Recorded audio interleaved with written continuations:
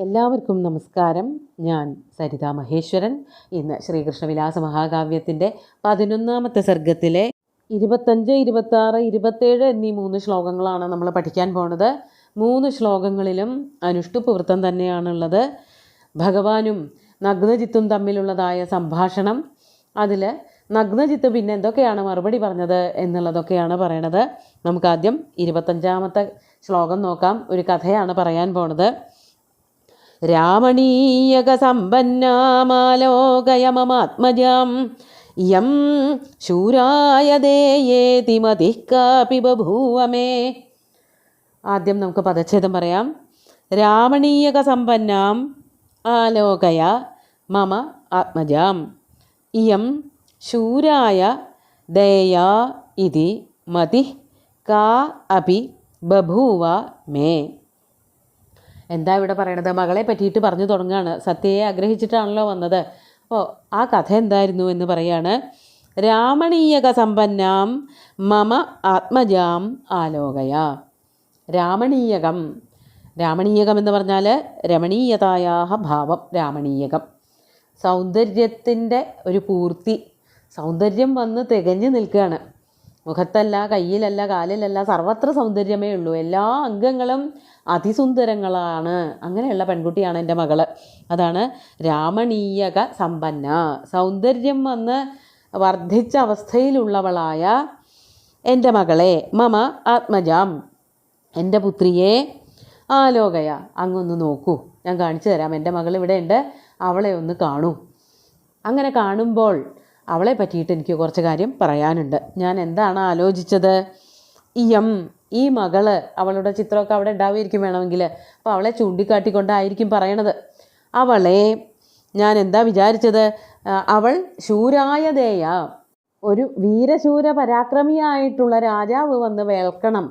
അതായിരുന്നു എൻ്റെ മോഹം. അതാണ് ശൂരായ ദേയ, എന്നാൽ നൽകപ്പെടണം. ഞാൻ അവളെ വിവാഹം കഴിച്ചു കൊടുക്കണമെന്നുണ്ടെങ്കിൽ ഒരു ശ്രേഷ്ഠനായിട്ടുള്ള, മിടുക്കുള്ള, പൗരുഷമുള്ള, വീര്യവാനായിട്ടുള്ള ഒരു രാജാവ് തന്നെ ആവണം. അതായിരുന്നു എൻ്റെ മോഹം. അങ്ങനെ ഒരു മോഹം, കാപി മതി, അങ്ങനെ എന്തോ അങ്ങനെ ഒരു മോഹം എൻ്റെ മനസ്സിൽ ഉണ്ടായി. മേ ബഭൂവ, എനിക്ക് അങ്ങനെ ഒരു തോന്നലുണ്ടായി. എൻ്റെ സുന്ദരിയായിട്ടുള്ളൊരു മകള്, ആ മകളെ നല്ലൊരാൾക്ക്, അതായത് നല്ല മിടുക്കുള്ളൊരു രാജകുമാരന്, പ്രത്യേകിച്ച് നല്ല വീര്യവും ശൗര്യവും പൗരുഷവും ഒക്കെ തികഞ്ഞ ഒരു രാജകുമാരന് വിവാഹം കഴിച്ചു കൊടുക്കണം എന്നായിരുന്നു എൻ്റെ മോഹം. ആയിരുന്നു എന്ന് വെച്ചാൽ ഇപ്പോഴും അങ്ങനെ തന്നെയാണ്. അങ്ങനെ ഒരു മോഹം എനിക്ക് വന്ന് ഭവിച്ചു. അതുകൊണ്ട് ഞാൻ എന്താ ചെയ്തത്? അതുമായിട്ടുള്ള അടുത്ത കഥ, അടുത്തൊരു സംഭവം പറയാണ്. നമുക്ക് 26ാമത്തെ ശ്ലോകം നോക്കാം. ശൗര്യജിജ്ഞാസയാ സപ്തമയാ സംവർദ്ധിതാ വൃഷാഃ സത്വവന്തോ ദുരാധർഷാഃ കൈലാസശിഖരോപമാ. അതുകൊണ്ട് ഞാൻ എന്താ ചെയ്തതെന്ന് പറയാണ്. നമുക്ക് ആദ്യം ശ്ലോകത്തിൻ്റെ പദച്ഛേദം പറയാം. ശൗര്യജിജ്ഞാസയാ സപ്ത മയാ സംവർദ്ധിതാഃ വൃഷാഃ സത്വവന്തഃ ദുരാധർഷാഃ കൈലാസശിഖരോപമാഃ. പദച്ഛേദമൊന്നും പറയാനില്ല. ഇവിടെ സത്വവന്തോ എന്നുള്ളത് മാത്രമേ പറയാനുള്ളൂ. ബാക്കിയൊക്കെ ഒറ്റ പദങ്ങളാണ്, സമസ്ത പദങ്ങളുമാണ്. ഇവിടെ ശ്രീകൃഷ്ണനോട് നഗ്നജിത്ത് പറയാണ്, അങ്ങനെ ഒരു സുന്ദരിയായിട്ടുള്ളൊരു മകളുണ്ടല്ലോ, അവളെ വീരശൂര പരാക്രമിയായിട്ടുള്ള ഒരു രാജാവിന് വിവാഹം കഴിച്ചു കൊടുക്കണം. അപ്പോൾ ഈ ഒരു വരണ രാജാവ് അത്രയ്ക്ക് വീരശൂര പരാക്രമിയാണ് എന്ന് എങ്ങനെ അറിയുക? അതിനുള്ളൊരു ഉപായമായിട്ടാണ് പറയണത്. മയാ, എന്നാൽ, ശൗര്യ ജിജ്ഞാസയ, വരാൻ പോകുന്ന രാജാവിന് എത്ര കണ്ട് ശൗര്യമുണ്ട് എന്നുള്ളത് അറിയാൻ വേണ്ടിയിട്ട്, മിടുക്കനാണോ അല്ലയോ, പൗരുഷമുണ്ടോ ഇല്ലയോ എന്നൊക്കെ അറിയാൻ വേണ്ടിയിട്ട്. അതാണ് ശൗര്യ ജിജ്ഞാസയ, ജ്ഞാതുമിച്ഛാ ജിജ്ഞാസ.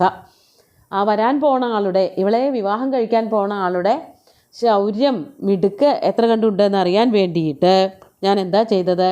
സപ്ത, സപ്ത എന്ന് പറഞ്ഞാൽ 7, സത്വവന്ത ദുരാധർഷാഃ കൈലാസശിഖരോപമാഃ വൃഷാഃ സംവർദ്ധിതാഃ. സപ്തവൃഷാഃ സംവർദ്ധിതാഃ, 7 കാളകളെ, വൃഷങ്ങളെ, വൃഷങ്ങളെന്ന് പറഞ്ഞാൽ കാളകളെന്നർത്ഥം. 7 കാളകളെ ഞാൻ വളർത്തുണ്ടായി, പുങ്കവങ്ങളെ ഞാൻ വളർത്തി. എങ്ങനെയുള്ളതായിരുന്നു ആ കാളകൾ? സത്വവന്ത ദുരാധർഷാഃ കൈലാസശിഖരോപമാഃ. 3 വിശേഷണങ്ങളാണ് കൊടുത്തിരിക്കുന്നത്. സത്വവന്ത, സത്വം എന്നുള്ളത് കൊണ്ട് ബലം എന്നാണ് ഉദ്ദേശിക്കുന്നത്. നല്ല ബലിഷ്ഠന്മാരായിട്ടുള്ള, കണ്ടാൽ തന്നെ പേടിയാവണ രൂപവും ഭാവവുമൊക്കെ ഉള്ളത്. അതുകൊണ്ട് തന്നെ ദുരാധർഷാഹ അപരാജിതാഹ, ആർക്കും തോൽപ്പിക്കാൻ പറ്റാത്തവരായിട്ടുള്ള, ഒരാൾക്കും ആ കാളകളുടെ നേർക്ക് പാഞ്ഞെടുക്കാനോ അവരെ ആക്രമിക്കാനോ ഒന്നും പറ്റില്ല. അത്രയ്ക്ക് ശക്തന്മാരും കണ്ടാൽ തന്നെ പേടിയാവുന്ന രൂപമുള്ളവരുമാണ്. അതുപോലെ കണ്ടാൽ എങ്ങനെയിരിക്കും? കൈലാസ ശിഖരങ്ങളെ പോലെ. കൈലാസത്തിൻ്റെ ശിഖരങ്ങൾ, കൈലാസം വെളുത്ത മഞ്ഞുമൂടിയ പർവ്വതമാണ്. അപ്പോൾ അതിൻ്റെ ശിഖരങ്ങളെന്ന് പറയുമ്പോൾ തന്നെ നല്ല ഉയരമുള്ളവയാണ്, മഞ്ഞ് വീണ് കിടക്കുന്നത് കൊണ്ട് നല്ല വെളുത്തവയുമാണ്. അപ്പോൾ വെളുത്ത കൂറ്റന്മാരായിട്ടുള്ള 7 കാളകളെ ഞാൻ വളർത്തുണ്ടായി. ആ കാളകളെ വച്ചുകൊണ്ടാണ് വരാൻ പോകുന്ന വരൻ്റെ, എൻ്റെ മകളുടെ ഭർത്താവായിട്ട് ആരാണോ വരാൻ പോകുന്നത് അവരുടെ ശൗര്യം അളക്കാൻ ഞാൻ പ്രതീക്ഷിച്ചത്, മോഹിച്ചത്. അതാണ് വൃഷാഹ മയാ സംവർദ്ധിതാഹ. അതിനു വേണ്ടിയിട്ട് 7 കാളകളെ ഞാൻ വളർത്തുന്നുണ്ട്. മയാ സംവർദ്ധിതാഹ, അവ ഇപ്പോഴും എൻ്റെ കൂടെയുണ്ട്. എന്നിട്ടോ അവയുടെ ഒരു സ്വഭാവം, അതിനെ പറ്റിയിട്ടാണ്, ആ കാളകളെ പറ്റിയിട്ട് വർണ്ണിക്കുകയാണ്. 27ാമത്തെ ശ്ലോകം കൂടി നോക്കാം. ഈർഷ്യതഃ പവനായാപി ഛായേഭ്യോപി പ്രകുപ്യത താൻ സമാലോക്യ സമയ സഭായാം വിദധേ മയാ. പദച്ഛേദം പറയാം. ഈർഷ്യതഃ പവനായ അപി ഛായാഭ്യ അപി പ്രകുപ്യത താൻ സമാലോക്യ സമയ സഭായാം വിദധേ മയാ. ഇവയുടെ സ്വഭാവത്തിനെ പറ്റിയിട്ടാണ് ആദ്യത്തെ 2 വരിയിൽ പറയണത്. പവനായ അപി ഈർഷ്യത ഛായാഭ്യ അപി പ്രകുപ്യത താൻ.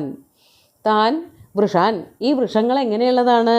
പവനായ, പവന കാറ്റ്, കാറ്റിനോട് പോലും ഈർഷ്യത, ഈർഷ്യ പ്രകടിപ്പിക്കുന്നവർ, അതായത് കാറ്റിനോട് പോലും തല്ലുകൂടുന്നവർ, കാറ്റിനോട് പോലും ശത്രുത്വം കാണിക്കുന്നവർ. കാറ്റ് അടുത്തുകൂടെ പോയാൽ അറിയുന്നില്ല, സ്പർശം മാത്രമേ ഉള്ളൂ, കാറ്റിനെ കാണാൻ പോലുമില്ല. എന്നാലും കാറ്റ് വന്നാലും അവർക്ക് ഇഷ്ടമല്ല, അവരുടെ അടുത്തേക്ക് ഒരു സാധനത്തിനെയും അടുപ്പിക്കില്ല അവർ. അപ്പോൾ കാറ്റാണ് വന്നത് എന്നുണ്ടെങ്കിൽ ആ കാറ്റിനോട് കലഹിക്കുന്നവർ. മാത്രമല്ല ഛായാഭ്യ അപി പ്രകുപ്യത. ഇനി വേറൊരു സാധനം, ഛായ എന്ന് പറഞ്ഞാൽ നിഴലാണ്. നിഴലിനോട് പോലും കലഹിക്കുന്നവർ. നിഴലും കാണാൻ വയ്യ, കാറ്റ് പോലും അടുത്തേക്ക് വരാൻ വയ്യ, ഒന്നിനെയും അടുപ്പിക്കില്ല. മനുഷ്യരെന്നല്ല, ജീവനില്ലാത്ത പദാർത്ഥങ്ങളോട് പോലും സദാ സന്തതം കലഹിച്ചു കൊണ്ടിരിക്കുന്നവരായിട്ടുള്ള 7 കാളകൾ, വളരെ ഭീമന്മാരായിട്ടുള്ള കാളക്കൂറ്റന്മാർ. അങ്ങനെയുള്ള കാളക്കൂറ്റന്മാരെ സമാലോക്യ, കണ്ടുകൊണ്ട്, അവരുടെ ശൗര്യവും വീര്യവും ഒക്കെ കണ്ടുകൊണ്ട് ഞാൻ എന്താ ചെയ്തത്? മയാ, എന്നാൽ, സഭായാം, രാജസഭ കൂടിയപ്പോൾ അവിടെ വെച്ച്, സമയം എന്ന് പറഞ്ഞാൽ ഒരു പ്രതിജ്ഞ, അതായത് ഒരു കണ്ടീഷൻ, ഉപാധി, അത് വയ്ക്കുകയുണ്ടായി. സമയ വിദധേ, ആ രാജാക്കന്മാരെല്ലാവരും, സാമന്ത രാജാക്കന്മാരും മന്ത്രിമാരും വിദൂഷകന്മാരും സൈന്യങ്ങളും സർവ്വസൈന്യാധിപന്മാരും ഒക്കെ കൂടിയിരിക്കുന്നതായിട്ടുള്ള സഭയിൽ എല്ലാവരും കേൾക്കെ ഈ കാളകളുടെ ഊറ്റം കണ്ടിട്ട് ഞാനൊരു പ്രതിജ്ഞ ചെയ്യേണ്ടായി. ആ പ്രതിജ്ഞയാണ് ഇനിയിപ്പോൾ ഞാൻ പറയാൻ പോണത്. അത് അടുത്ത ശ്ലോകത്തിലേ കവി പറഞ്ഞിട്ടുള്ളൂ. അപ്പോൾ ഇതാണ് പറയാൻ പോകുന്ന കഥയുടെ ആദ്യ ഭാഗം. സത്യയെ പറ്റിയിട്ടുള്ള, സത്യയുടെ വിവാഹത്തെ പറ്റിയിട്ടുള്ള സങ്കല്പവും കാളകളെ വച്ചിട്ടുള്ള പ്രതിജ്ഞ എന്താണെന്നുള്ളത് അടുത്ത ശ്ലോകത്തിൽ കാണാം. നമുക്കിന്ന് 3 ശ്ലോകങ്ങളും ഒന്നുകൂടി ചൊല്ലി നോക്കാം.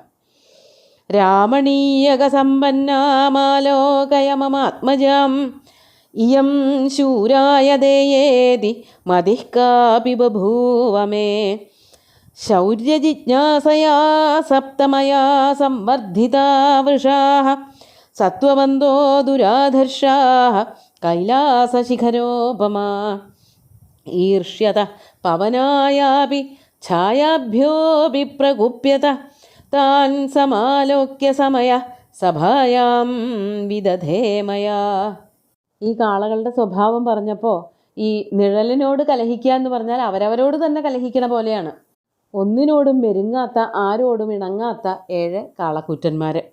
അവരുടെ സ്വഭാവം വർണ്ണിച്ചത് കൊണ്ട് ഇവിടെ സ്വഭാവോക്തിയാണ് അലങ്കാരം. കാളകൾക്ക് പൊതുവേ ഉള്ളതായിട്ടുള്ളൊരു സ്വഭാവമാണ്, കൂറ്റൻ കാളകൾ അടുപ്പിക്കില്ല ആരെയും, അവയ്ക്ക് ആരെയും ഇഷ്ടമല്ല, സ്പർശനത്തിനോ അല്ലെങ്കിൽ അടുത്ത് വന്ന് നിൽക്കാനോ ഒന്നും സമ്മതിക്കില്ല. അതുകൊണ്ട് അങ്ങനെ ഒരു സ്വഭാവം വർണ്ണിച്ചത് കൊണ്ട് സ്വഭാവോക്തിയാണ് അലങ്കാരം എന്ന് വ്യാഖ്യാതാവ് പറഞ്ഞിട്ടുണ്ട്. ഇനി എന്തൊക്കെയാണ് പ്രതിജ്ഞ ചെയ്തത് എന്നുള്ളത് അടുത്ത ദിവസം നോക്കാം. സുന്ദരമായിട്ടുള്ള 3 ശ്ലോകങ്ങളും ഭഗവാന്റെ കാൽക്കൽ അർപ്പിച്ചുകൊണ്ട് ഗുരുവായൂരപ്പനെ സാഷ്ടാംഗം നമസ്കരിച്ചുകൊണ്ട് എല്ലാവർക്കും ശുഭദിനം നേർന്നു നിർത്തട്ടെ. നന്ദി.